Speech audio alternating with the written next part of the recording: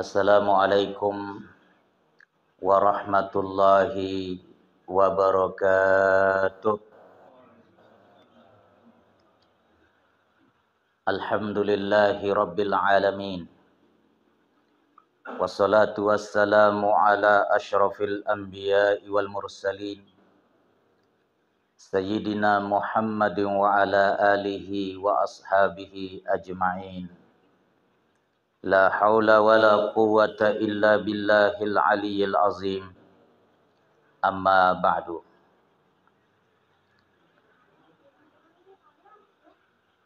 Keluarga besar dari Ananda Abrisam Galendra Mubarak Utama yang hari ini akan diakikahkan di tempat ini, yang sama-sama kita hormati. Tokoh agama, tokoh masyarakat, segenap kaum muslimin dan muslimat rahimakumullah.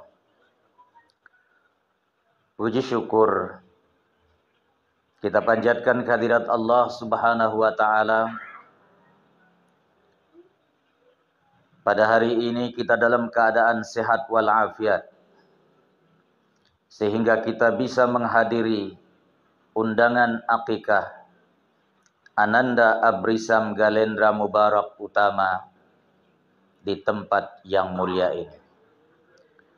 Salawat beriring salam semoga tercurah kepada baginda Rasulullah sallallahu alaihi wasallam.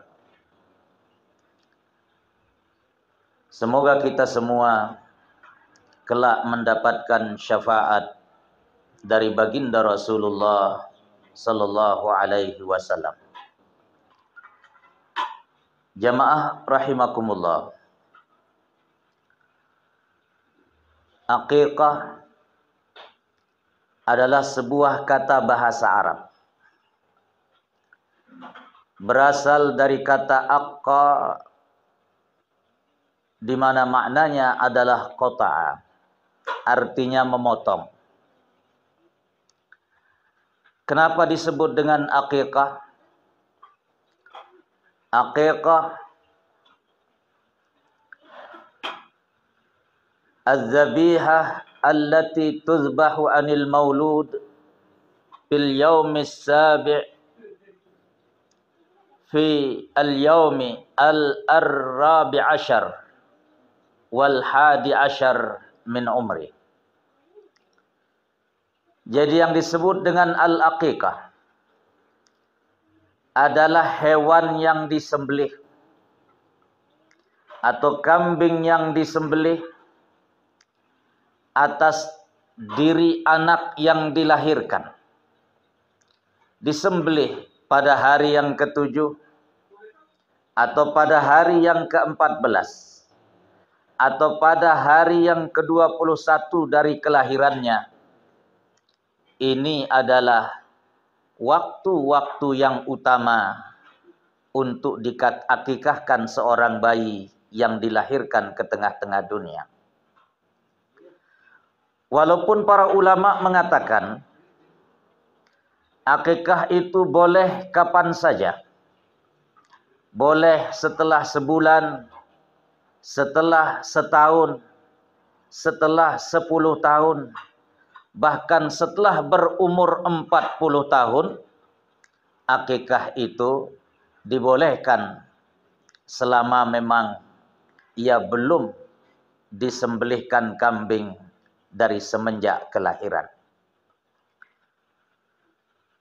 Para ulama mengatakan hukum daripada akikah ini sunnah muakkadah, sunnah yang sangat-sangat dianjurkan. Karena memang dari sisi manfaat, faedah dan hikmah sangat-sangat luar biasa. Hadirin jamaah rahimakumullah, akikah beda dengan tradisi ngurisan yang sering kita sebut dalam istilah sasaknya. Kalau misalnya ada peringatan hari-hari besar Islam, seperti misalnya Maulidan, Isra Mi'raj, Nuzulul Quran, ada bayi-bayi yang dibawa ke masjid, lalu kemudian dipotong rambutnya, dipegang kepalanya oleh para tuan guru, para kiai, itu sangat bagus sekali. Karena memang dianjurkan untuk didoakan oleh para tuan guru dan para kiai. Tetapi belum disebut dengan akikah. Jikalau hanya sekedar dipotong rambutnya, jikalau hanya sekedar dipegang kepalanya, walaupun didoakan oleh para tuan guru, para kiai, para ustadz, kalau ia belum disembelihkan kambing, maka ia belum disebut dengan sebutan akikah. Kalau bayinya laki-laki, kata baginda Nabi, kabsyan, disembelihkan 2 ekor kambing. Kalau bayinya unsa, cukup dengan 1 ekor saja. Tapi ini kembali kepada kemampuan. Boleh saja ketika bayinya laki-laki dan hanya punya 1 ekor kambing, boleh hanya disembelihkan 1 ekor kambing saja. Karena dulu Al-Hasan dan Al-Husain ketika lahir ke tengah-tengah dunia, Nabi sang kakeknya mengakikahkannya itu masing-masing hanya dengan 1 ekor kambing saja. Bapak Ibu hadirin, hadirat jamaah rahimakumullah. Nabi mengatakan, kullu gulamin murtahanun biaqiqatihi. Setiap bayi yang lahir ke tengah-tengah dunia, ia tergadaikan sampai ia diakikahkan. Perhatikan lanjutan hadis Nabi ini. Tuzbah anhu yauma sabi'ihi. Disembelihkan ia 1 ekor kambing atau 2 ekor kambing pada hari ke-7 kelahirannya. Wa yuhlaku wa yusamma. Dicukur rambutnya dan diberikan nama, kata baginda Nabi. Hadirin jamaah rahimakumullah. Jadi pada saat akikah, bukan hanya disembelihkan kambing, tapi pada hari itu dicukur rambutnya. Dan kalau bisa, memang pada hari itu ia diberikan nama. Dan tentu nama, kalau dalam Islam, hadirin jamaah rahimakumullah, al-ismu huwa du'a. Nama itu adalah doa. Nama adalah panggilan. Kalau di kalangan orang barat, seperti yang diungkapkan oleh Shakespeare, William Shakespeare, seorang penyair Inggris terkenal, beliau pernah mengungkapkan sebuah ungkapan. What is in a name, kata beliau. Apalah arti sebuah nama? Tapi kalau dalam Islam, al-ismu huwa doa. Nama adalah doa. Nama adalah panggilan. Artinya apa? Jikalau kita berikan nama anak-anak kita dengan nama-nama yang baik, misalnya Ananda yang kita akikah pada hari ini diberi nama dengan nama yang sangat luar biasa. Diberi nama dengan nama Abrisam Galendra Mubarak Utama. Abrisam itu perpaduan antara bahasa Arab dan bahasa Perancis. Maknanya yang sopan, yang lembut, yang tampan. Galendra itu maknanya orang-orang yang memiliki tumuhat, orang-orang yang memiliki obsesi, orang-orang yang memiliki mimpi yang tinggi dengan harapan yang menjadi orang-orang yang kelak sebagai pencetus ide-ide gemilang, sebagai penemu sesuatu yang mungkin belum pernah ditemukan. Mubarak artinya yang diberkahi atau yang mendapatkan berkah dari Allah Subhanahu wa taala. Dan utama, tentu utama ini bahasa Indonesia yang maknanya memang utama atau orang yang memiliki keutamaan. Maka perlu para orang tua, jamaah rahimakumullah, memberikan nama yang bagus-bagus kepada anak-anaknya. Karena sekali lagi, nama adalah doa. Al-ismu huwa doa. Nama itu adalah doa. Mohon maaf. Ada orang Sasak, teman saya, nggak perlu saya sebutkan dia dari mana. Lama saya berteman dengan dia. Lama saya tidak berjumpa. Lalu ketika saya datang ke rumahnya, muncul seorang gadis yang membuatkan minuman di hadapan saya. Saya tanya, ini anak siapa? Dia bilang anak saya. Siapa namanya? Namanya Maskana.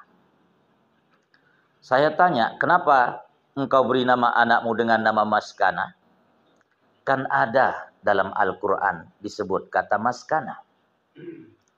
Hadirin jamaah rahimakumullah. Maskanah itu maknanya miskin. Maskanah maknanya fakir. Maskanah maknanya orang yang papa.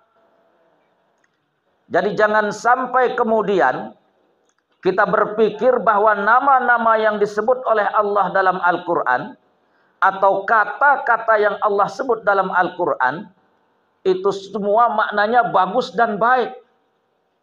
Maka saya bilang sama teman saya ini, pantas rumahmu ini dari semenjak dulu sudah puluhan tahun sampai hari ini belum diplester, belum ditembok, karena kau beri nama anakmu dengan nama Maskanah yang artinya miskin.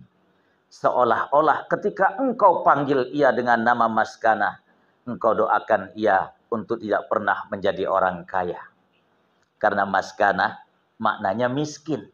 Jamaah rahimakumullah. Ada lagi cerita orang Sasak.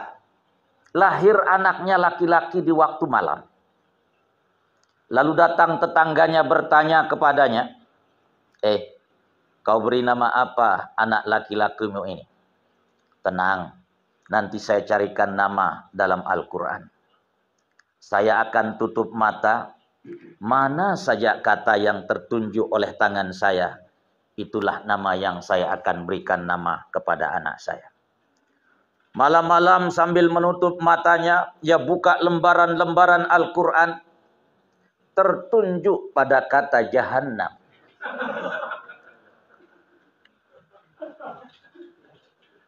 Ternyata ia beri nama anaknya dengan nama Jahannam. Karena itu yang tertunjuk oleh tangannya dalam Al-Quran.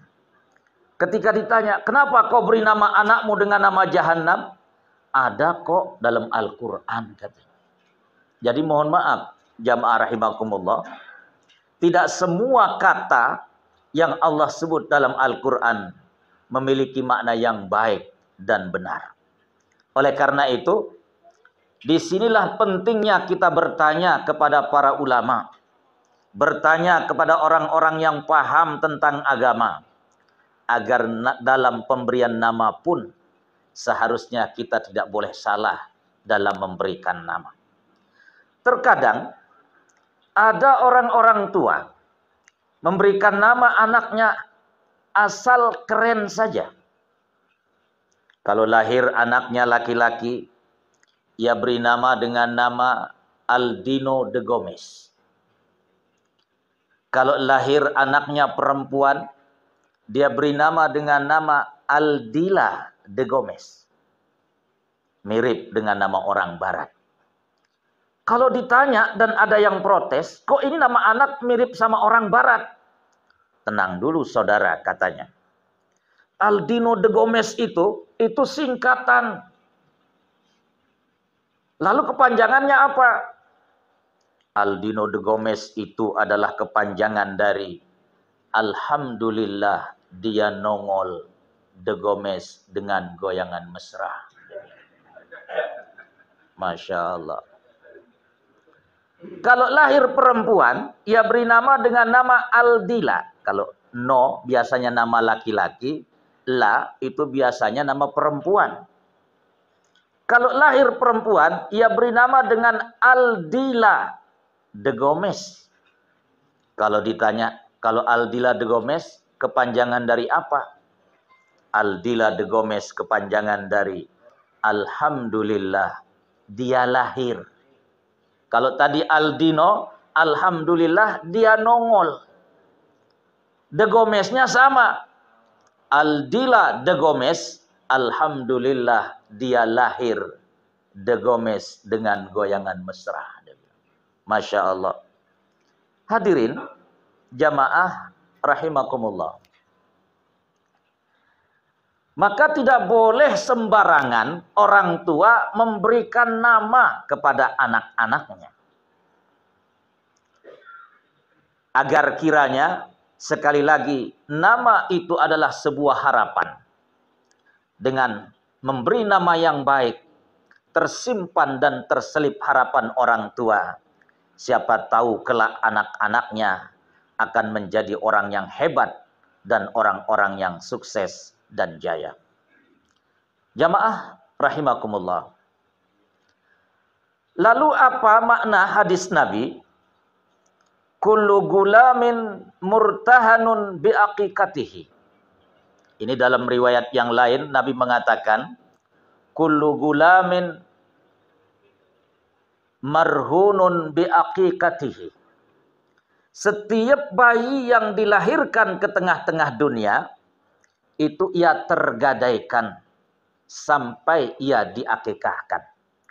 Apa makna ia tergadaikan ini? Para ulama mengatakan makna tergadaikan atau marhunun atau murtahanun. Pertama, bahwasanya bayi yang dilahirkan ini mahbusun anis syafa'ati liwalidayhi yaumal qiyamah iza lam yu'aq anhu abuhu. Bahwa bayi yang dilahirkan ke tengah-tengah dunia itu tergadaikan sampai ia diakikahkan. Salah satu maknanya bahwa nanti bayi ini ketika ia lahir kemudian tumbuh besar kemudian nanti wafat meninggalkan dunia yang fana, di akhirat ia tertahan, tidak mampu memberikan syafaat kepada orang tuanya karena dulu orang tuanya tidak pernah mengakikahkannya. Ini salah satu makna kullu gulamin marhunun biaqiqatihi. Setiap bayi yang terlahir ke dunia ini tergadaikan sampai ia diakikahkan.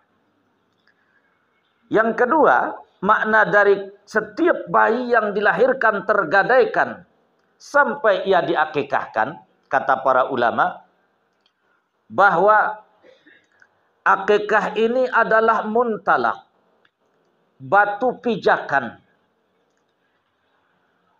li salahi dinihi wa dunyahu, untuk kebaikan agamanya dan kebaikan dunianya. Jadi akikah ini jamaah rahimakumullah akan mendatangkan kebaikan bagi si anak, baik untuk agamanya maupun untuk dunia dan akhiratnya.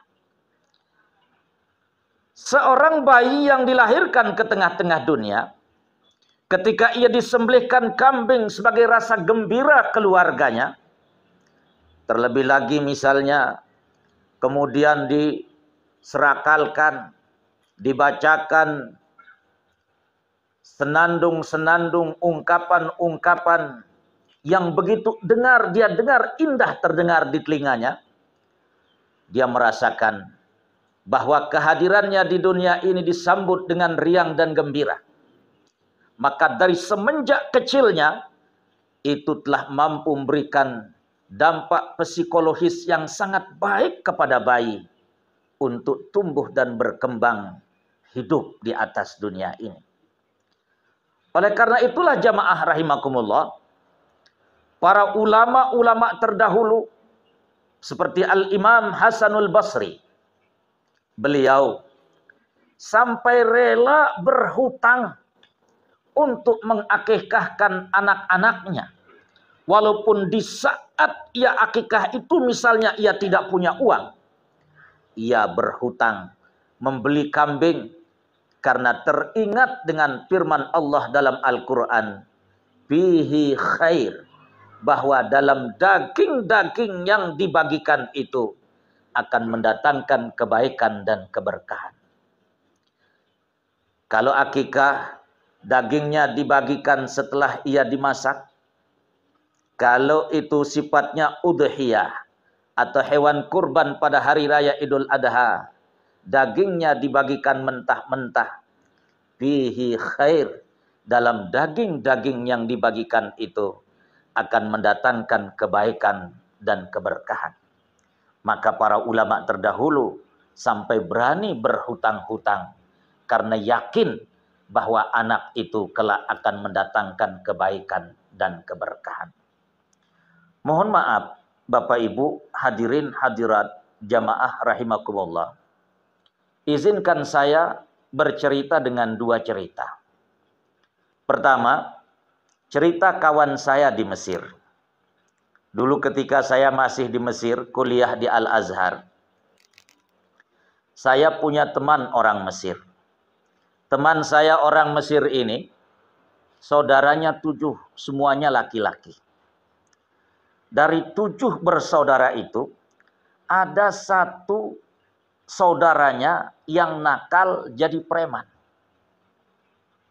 Kalau bahasa Sasak, nyembali namanya. Lalu teman saya ini bertanya kepada ibunya, Bu, semua saudara-saudara saya orangnya baik-baik dan soleh-soleh. Kenapa saudara saya yang satu ini nakal dan jadi preman? Kata ibunya, nak, terus terang, dari semua saudara-saudaramu yang ber-7 ini, cuma dia yang belum saya akikahkan. Ya, cuma dia yang belum saya akikahkan. Mungkin karena dia belum saya akikahkan, belum saya sembelihkan kambing, maka ia jadi preman. Ini cerita pertama. Cerita yang kedua, mohon maaf, ini terjadi di Lombok ini. Seorang tokoh agama, pernah datang kepada saya bertanya, saya punya anak 5 orang, laki dan perempuan. Anak-anak saya, anak pertama, kedua, ketiga, keempat, orangnya baik-baik. Dan sukses-sukses dalam studi dan kerjanya. Tapi anak saya yang paling kecil laki-laki, aduh, capek saya dibuatnya. BPKB mobil saya, BPKB motor saya, semua digadaikan secara diam-diam. Bahkan beras ibunya di dapur habis tiap hari, dipakai dan dijual. Sekolah di mana-mana belum setahun sudah pindah atau dipindahkan. Saking nakalnya. Saya bertanya kepada bapak ini, dia sudah diakikahkan apa belum? Sudah bapak sembelihkan 1 ekor kambing atau 2 ekor kambing? Kata si bapak, terus terang, dari semua saudaranya, cuma dia yang belum saya akikahkan. Hadirin jamaah rahimakumullah, mohon maaf. Maka jikalau ada di antara anak-anak kita yang mungkin nakalnya luar biasa, yang mungkin jadi preman di jalanan, Mungkin salah satu sebabnya karena ia belum kita akikahkan. Oleh karena itu, jamaah rahimakumullah, iya betul kata para ulama tadi, bahwa akikah itu memang sunnah muakkadah, sunnah yang sangat dianjurkan, tetapi manfaatnya sangat luar biasa untuk masa depan anak-anak kita, masa depan kita para orang tua, masa depan agama, masa depan nusa dan bangsa. Oleh karena itu, mari kita lestarikan sunnah akikah ini. Mari kita hidupkan sunnah akikah ini. Dan sekali lagi, saya ingin pertegas pada kesempatan ini, bahwa akikah beda dengan ngurisang. Ngurisang, kalau sekedar dicukur rambutnya dan tidak pernah disembelihkan kambing, maka itu belum akikah namanya. Kita para orang tua, jikalau kita peduli dengan masa depan anak-anak kita, jikalau kita peduli dengan masa depan agama kita, itu salah satunya dengan menghidupkan sunnah Nabi kita yang satu ini, di mana ini jikalau umat ini banyak meninggalkannya, jikalau umat ini tidak peduli dengannya, maka akan banyak lahir anak-anak generasi yang coba kalau kita lihat zaman ini, mohon maaf, saya sering mengatakan umat Islam saat ini sedang mengalami apa yang disebut dengan a lost generation, sebuah generasi yang hilang. Kita sedang mengalami apa yang disebut dengan a lost generation. Ada generasi yang hilang, jamaah rahimakumullah. Coba lihat majelis-majelis taklim kita yang datang di pengajian, orang-orang yang sudah tua, orang-orang yang si giginya sudah rongga, yang jalannya pakai tongkat. Kemana anak-anak muda kita? Kemana anak-anak remaja kita? Ternyata mereka berada di jalanan, trek-trekan. Nauzubillah, banyak yang terkena oleh narkoba. Mungkin salah satu sebabnya karena kita para orang tua abai dalam melaksanakan sunnah akikah ini. Abai dalam melaksanakan satu syariat yang walaupun memang sunnah muakkadah hukumnya, tetapi jikalau kita berpikir tentang masa depan anak-anak kita, masa depan kita para orang tua, masa depan agama kita, seharusnya sunnah akikah ini, walau bagaimanapun caranya, sebisa mungkin untuk kita hidupkan dan sebisa mungkin untuk kita sembelihkan kambing, baik itu seekor atau 2 ekor, dalam rangka mendatangkan kebaikan demi kebaikan, keberkahan demi keberkahan di masa-masa yang akan datang, baik untuk si anak, baik untuk orang tuanya, begitu juga untuk agama, nusa, dan bangsa. Oleh karena itu, jamaah rahimakumullah, pada kesempatan ini, melalui pesan singkat ini, yang ingin sekali lagi mengajak kita umat Islam. Kata Nabi mengatakan, alaikum bisunnati wa sunnatil khulafa'ir rasyidin al-mahdiyyin min ba'di. Iddu 'alaiha bin nawajiz. Berpegang teguhlah kalian wahai umatku dengan sunnahku. Akikah ini sunnah Nabi, jamaah. Sunnah khulafa'ur rasyidin, sunnah para ulama dan aulia as-salihin, sunnah imam mazahibul arba'ah yang 4. Alaikum bisunnati wa sunnatil khulafa'ir rasyidin al-mahdiyyin min ba'di. Iddu alaihi bin nawajiz. Bila perlu, termasuk sunnah akikah ini, kata Nabi, kita gigit dengan gigi-gigi geraham kita, agar ia jangan sampai terlepas dari kehidupan kita. Jamaah rahimakumullah, Itulah pesan yang ingin Tiang sampaikan pada kesempatan ini. Mudah-mudahan ada manfaat dan ada berkah buat kita semua.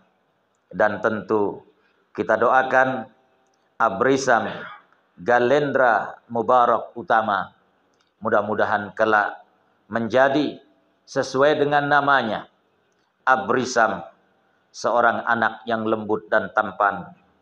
Galendra, seorang yang punya cita-cita yang obsesif. Mubarak, dan ia selalu diberkahi dalam hidupnya. Utama, dan menjadi anak yang memiliki keutamaan dalam hidupnya. Baginda Rasulullah sallallahu alaihi wasallam, jamaah rahimakumullah, ketika datang dibawa Ibnu Abbas atau Abdullah Ibnu Abbas, ketika dia masih kecil dan masih balita, beliau doakan dengan dua doa. Allahumma faqihhu fid-din wa 'allimhu ta'wil. Ya Allah, jadikan anak ini kelak menjadi seorang ulama yang hebat, dan jadikan anak ini kelak menjadi seorang ulama tafsir yang terkemuka.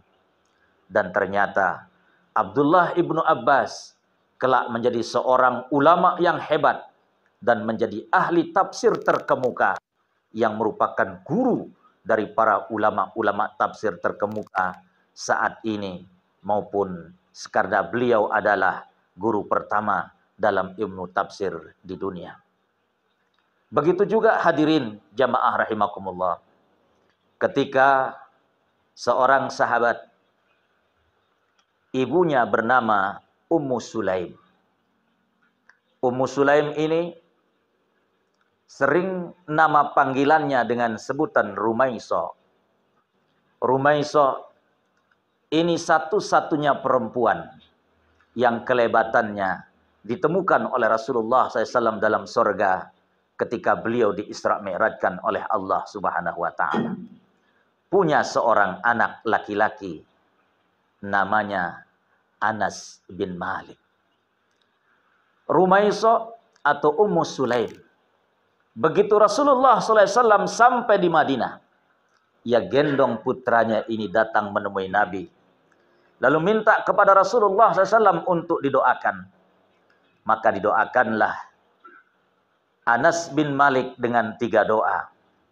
Yang pertama, Nabi mendoakan dengan mengatakan, Allahumma barik lahu fi ilmihi.